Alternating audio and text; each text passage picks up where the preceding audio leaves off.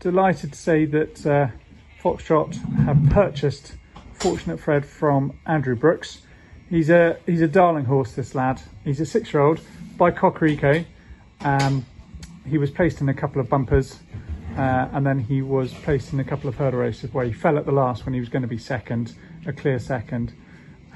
He's a brother to a good horse called Darling Malte, who's a decent summer horse for Paul Nicholls.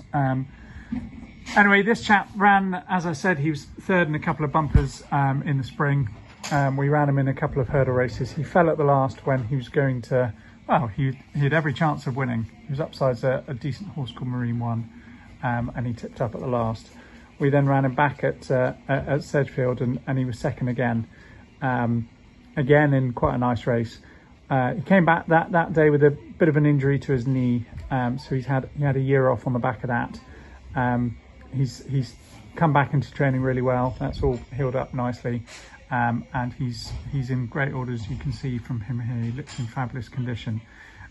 He ran first time back on pretty soft ground up at Market Raisin in that snow that we had whenever it was, a month or so ago, 3 weeks ago.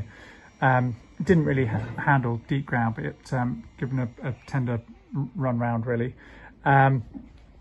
I think he's a summer horse. He goes well on the better ground, and I think we should turn him into a summer horse. He's got a mark of 112, an opening mark of 112, which he's actually way better than that. So I think he can win off 112. But as we know, maiden hurdles in the summer, you probably only really need that kind of rating to go and win a couple anyway. So you'd like to hope he can win certainly one maiden hurdle and then maybe handicapping or novice with a penalty. But there's plenty of scope over hurdles with him. He jumps really well.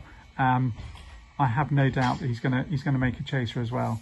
So I think he's a really nice horse to have in the team. And as he turns his bum on me,